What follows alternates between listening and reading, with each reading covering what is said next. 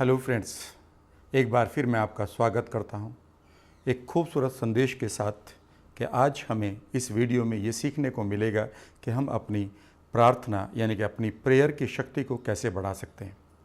Friends, हम जानते हैं कि हमारी प्रार्थना में कितना असर होता है, उसकी कितनी पोटेंशियल है, कितनी शक्तिशाली कोई भी प्रार्थना होती है। इसीलिए हर मज़हब, हर धर्म में हमें प्रार्थना के लिए हमेशा मोटिवेटेड किया जाता है। कहा जाता है कि जहाँ दवा काम नहीं करती, दुआएं काम करती है। प्रार्थना हमेशा हमें एक नई मंजिल पर ले जाने के लिए ज़रूरी होती है। कई बार लोग मुझसे पूछते हैं कि अगर हम प्रार्थना करें तो किस तरह से करें, आखिर प्रार्थना क्या होती है, क्या उसके पीछे साइंस है। अगर हम इस चीज़ को आज जान लें तो हमारी प्रार्थना करने की जो एक्टिविटी है, जो हमारा तरीका है, वो बेहतर भी होगा और हमारे रिजल्ट बेहतर भी होंगे। इस वीडियो में मैं आपके साथ शेयर करूंगा कि किस तरह से आप अपनी प्रेयर की शक्ति को, जी हाँ, आप अपनी प्रेयर की शक्ति को 10 गुना बढ़ा सकते हैं और मन चाहे मंजिल की तरफ जो आपकी जर्नी है उसको बेहतर तरीके से आप एंजॉय कर सकते हैं। फ्रेंड्स, शुरू करने से पहले मैं आपसे कहूँगा कि आप मेरे चैनल को सब्सक्राइब कर लें, क्योंकि ऐसी ही बहुत इन्फॉर्मेशन ओरिएंटेड वीडियोस मैं अपलोड कर रहा हूं। और आप बेल आइकन को भी ऑन कर लें ताकि आपको सभी सूचनाएं समय से मिलती रहें। फ्रेंड्स, सवाल उठेगा कि प्रेयर यानी कि प्रार्थना होती क्या है। प्रार्थना एक्टिवेशन है, सक्रिय करना है उस रैपो को, उस तालमेल को, उस ट्रस्ट को, उस धागे को जो आपके और आपकी उस एनर्जी के बीच में है जिसकी आप पूजा कर रहे हैं। और इस काम को करने के लिए आपको एक कम्युनिकेशन करना होता है, एक संवाद करना होता है। कम्युनिकेशन का मतलब ये नहीं कि आपको कुछ बोलना ही होता है। यद्यपि कई बार हम कोई चीज़ को चैंट करते हैं, कोई श्लोका होते हैं, कोई आयत होती है, हम उनको चैंट करते हैं, बार बार उसको दोहराते हैं। कुछ लोग यात्रा पर जाते हैं, कुछ लोग किसी जगह पर बैठकर तपस्या के रूप में प्रार्थना को करते हैं। कुछ कई बार हमारे रिचुअल्स होते हैं, रीति रिवाज होते हैं जिनके द्वारा हम प्रार्थना को करते हैं। यानी कि हमारे प्रार्थना करने के तरीके बदलते रहते हैं, लेकिन याद रखिएगा उसका आउटकम, उसका लक्ष्य एक ही है कि आप अपने और उस एनर्जी के बीच में जिसकी आप पूजा कर रहे हैं, जिससे आप प्रार्थना कर रहे हैं, आप और उसके बीच में जो एक धागा है ट्रस्ट का, विश्वास का, एनर्जी का, आप उसे और मजबूत करना चाहते हैं।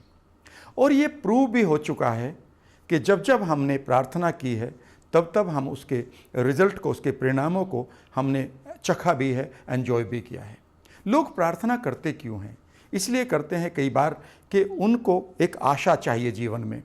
कई बार निराशा हमारी लाइफ में आ जाती है, हम एक हादसे में फंसे होते हैं, एक ख़राब सी सिचुएशन में फंसे होते हैं। तो ऐसे में जब हमारे पास कोई और सहारा नहीं होता, कोई और लॉजिकल एक्शन हम नहीं कर सकते, हमें लगता है कि सभी हमारे सहारे टूट चुके हैं, तब हमारे पास एक सहारा होता है, वो होता है प्रेयर का, यानी कि एक आशा को क्रिएट करने का। कई बार जब हम बीमार पड़ते हैं या हमें बहुत बड़े लॉस होते हैं तो उस रिकवरी को गेन करने के लिए हम प्रार्थना करते हैं कि हमें एक बार फिर रिकवरी मिल जाए। कई बार हम नए तरीके ढूंढने के लिए प्रार्थना करते हैं जब हमें लगता है कि हम फंस गए हैं। कई बार हम अपनी मेंटल एगनी से, यानी कि हम अपने जो साइकोलॉजिकल पेन है उससे पीछा छुड़ाने के लिए प्रार्थना करते हैं। और कई बार हम फॉरगिवनेस के लिए प्रार्थना करते हैं कि हम क्षमा प्रार्थी हैं या हम किसी को क्षमा करना चाहते हैं। यानी कि प्रार्थना का एक बड़ा रोल है हमारे साइकोलॉजिकल लेवल पर। अब सवाल उठता है कि अगर हमारे लिए इतना इम्पोर्टेंट है और ये साइकोलॉजिकली और फिलोसॉफिकली ये प्रूव हो चुका है कि इट वर्क्स फॉर अस, सदियों से ये प्रूव हो चुका है, तो अब इसे करें कैसे? सबसे पहला तरीका है फ्रेंड, जब भी आप प्रेयर करें आप कभी भी नेगेटिव स्टेट में ना हो, आप हमेशा एनहेंस्ड स्टेट में हो और ये एनहेंस्ड स्टेट भी पॉजिटिव स्टेट हो। फॉर एग्जांपल, आप ग्रेटिट्यूड, आभार व्यक्त करने की स्टेट में हो, आप प्यार की स्टेट में हो, आप करेज की स्टेट में हो और आप थैंकफुलनेस की स्टेट में हो, आप ग्रेटफुलनेस की स्टेट में हो। जब भी आप इन स्टेट में होंगे तभी आप प्रेयर को शुरू करें। अगर आप किसी हादसे में भी फंसे हुए हैं और अगर हादसे की एगोनी को लेकर, हादसे की परेशानी को लेकर उस वक्त आप परेशानी में ही प्रार्थना कर रहे हैं, तो याद रखिएगा पहला सेंटेंस मैं आपके साथ शेयर कर रहा हूं, what ever you focus upon expand. जिस चीज़ पर भी आप फोकस करेंगे वही एक्सपेंड होगा। प्रार्थना कई बार आपके लिए नेगेटिव भी रोल अदा कर सकती है अगर आप सही स्टेट में नहीं हैं। और सही स्टेट लेने के लिए कई बार आप अपने जितने भी आपके ऊपर ब्लेसिंग्स आई हुई हैं उनको याद करिए, अपने ट्रेजर्स को याद करिए, अपने अच्छे समय को याद करते हुए पहले थैंकफुल होइए उस एनर्जी के लिए, उस ऑब्जेक्ट के लिए जिसकी आप पूजा कर रहे हैं कि आपने पहले से ही मुझे बहुत कुछ दिया है। जैसे ही आप एक एनहेंस स्टेट में होंगे, पहली बार आपको लगेगा कि आप डिफरेंट एनर्जी के साथ जुड़ रहे हैं। याद रखिएगा, आपकी जो एनर्जी है वो डायरेक्टली ट्रेवल करते हैं या कम्युनिकेट करती है with the energy of this universe, इसलिए उस समय आपका पॉजिटिव होना जरूरी है। पर आप कहेंगे कि अगर मैं नेगेटिव सिचुएशन में फंसा हुआ हूं तो भी मैं आपसे कह रहा हूं कि पॉजिटिव स्टेट को गेन करने के लिए आपके पास बहुत सारे ऐसे रेफरेंसेस हैं जो पॉजिटिव हैं। आप उनको याद करते हुए, दिल से आभार व्यक्त करते हुए आप प्रेयर को शुरू करें। यह है पहला स्टेप। और दूसरा स्टेप इसका सबसे इंपॉर्टेंट है। दूसरा स्टेप यह है कि उस वक्त आप कुछ चीज़ें मांगेंगे। फॉर एग्जांपल, आप कहते हैं मैं पैसा मांगना चाहता हूं। फिर कई बार आप कहेंगे कि मैं दौलत मांगना चाहता हूं। कई बार आप कहेंगे कि मैं पर्टिकुलर आदमी को मांगना चाहता हूं कि वो मेरे रिश्ते में आए। कई बार आप कहेंगे कि मैं पर्टिकुलर चीज़ को लेना चाहता हूं। याद रखिएगा, इससे बेहतर यह है कि आप अपनी स्ट्रेंथ को मांगना शुरू करें। वो चीज़ें आप कैसे प्राप्त करेंगे, यानी कि आप स्ट्रेंथ के बारे में बात करें। हो सकता है कि जो स्ट्रेंथ आपको चाहिए वो उस पैसे के साथ साथ और 10 चीज़ों को आपको दे दें। इसलिए पैसा मत मांगे, बल्कि पैसा कमाने के लिए आपको किन किन स्ट्रेंथ्स की, किन किन शक्तियों की ज़रूरत है वो मांगना शुरू करिए। आपको विजडम की ज़रूरत है तो विजडम मांगिए, आपको करेज की ज़रूरत है करेज मांगिए, आपको डिलाइटफुलनेस की ज़रूरत है डिलाइटफुलनेस मांगिए, आपको फ्लेक्सिबिलिटी की ज़रूरत है फ्लेक्सिबिलिटी को मांगिए। यानी कि यू सीक द स्ट्रेंथ। और जब आप इस स्ट्रेंथ को सीख करें तो ये बहुत गहराई से करें। यानी कि गहराई का मतलब है कि जो फीलिंग्स आपकी बन रही है उस स्ट्रेंथ को आप जब मांग रहे हैं उस समय आप अपने दिल को इन्वॉल्व करें। याद रखिएगा, प्रार्थना कभी दिमाग से नहीं होती, ये दिल से होती है। दिल का मतलब यहाँ पर समझ लीजिएगा, हमारे पास जो हार्ट है, सचमुच में जो ये ऑर्गन है, it keeps lot of emotions. ये याद रखिएगा, हमारी इमोशंस की सीट है। यहाँ पर हमारे इमोशंस का जमावड़ा है। जो भी इमोशंस आपके हार्ट पर बन जाएंगी, वही इमोशंस को प्रयोग करते हुए आपका हार्ट आपके माइंड को फ्यूचर में चलाएगा और आपका माइंड और हार्ट आपकी बॉडी को पूरी तरह से वही ऑरा देगा। इसलिए ज़रूरी है कि जब आप कोई भी स्ट्रेंथ, कोई भी पोटेंशियल, कोई भी शक्ति को मांग रहे हों तो अपनी प्रेयर में याद रखिएगा कि आप दिल से उसे मांगें और दिल के आसपास उस एनर्जी को महसूस करें। इसलिए ज़रूरी है कि आप शांत बैठें, या फिर जब आप कोई भी एक्टिविटी करें तो उस समय आप अपने लॉजिक्स को ना लगाएं। यहाँ पर याद ये रखना है कि आप लॉजिक्स के बारे में बात नहीं करेंगे, आप किसी से आर्ग्यू भी नहीं करेंगे। हो सकता है कि किसी का बिलीफ ऐसा हो कि वो इस प्रेयर में अपना विश्वास ना रखता हो, तो उससे आप बात मत करिएगा। उस समय तो कम से कम मत करिएगा, इससे आपका नुकसान हो सकता है। जो भी प्रार्थना आपने की है, हो सकता है कि उसके अंदर एक डाउट आप ही का पड़ जाए। यद्यपि आपको रिजल्ट मिल भी रहे थे, फिर भी आप उन रिजल्ट्स को नहीं देख पाएंगे।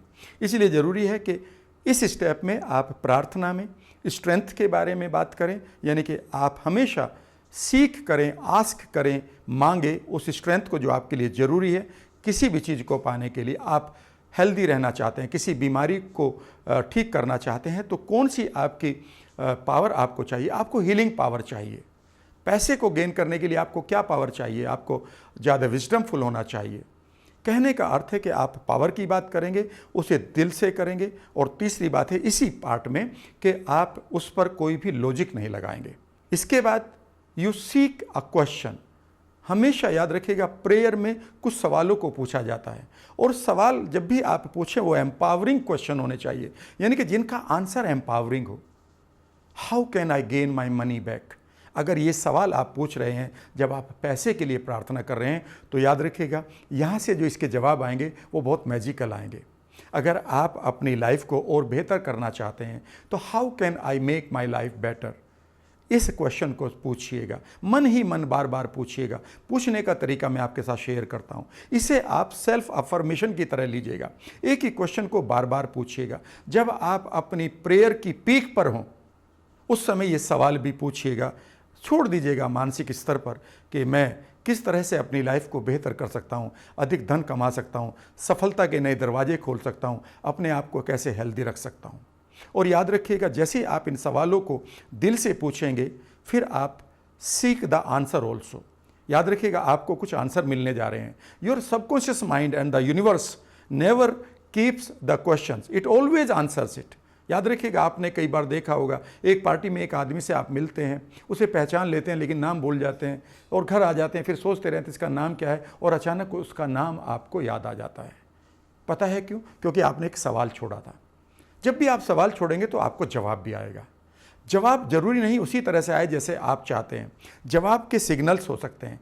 कई बार हो सकता है कि आपको कोई फीलिंग आए, कई बार आपको ऐसा लगे कि आपके अंदर एक डिफरेंट एनर्जी है, वो कुछ मैसेज देना चाहती है। अचानक आपको लगेगा कि आपकी इंट्यूजन पावर बढ़ रही है, यानी कि आपकी सहज शक्ति बढ़ रही है, चीज़ें आपको ऐसा लगेगा दिखाई देने लगी है। हो सकता है आपके अंदर कोई आवाज़ बजने लगे, हो सकता है कि अचानक आपको कोई एक नया आइडिया आ जाए। ये वही सिग्नल हैं जो उस क्वेश्चन के अगेंस्ट आपको आंसर के रूप में आ रहे हैं। जैसे ही आप इन सब चीज़ों को करेंगे तो आप अपनी प्रेयर को बेहतर तरीके से यूटिलाइज करेंगे। आप हमेशा याद रखिएगा, बहुत सारी जगह पर हमारे लॉजिक्स काम नहीं आते, प्रेयर काम आती है।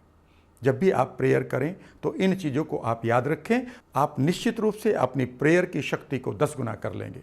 आशा करता हूं कि ये वीडियो आपको पसंद आई होगी। अगर हाँ तो आप इसे लाइक भी करिएगा, शेयर भी करिएगा।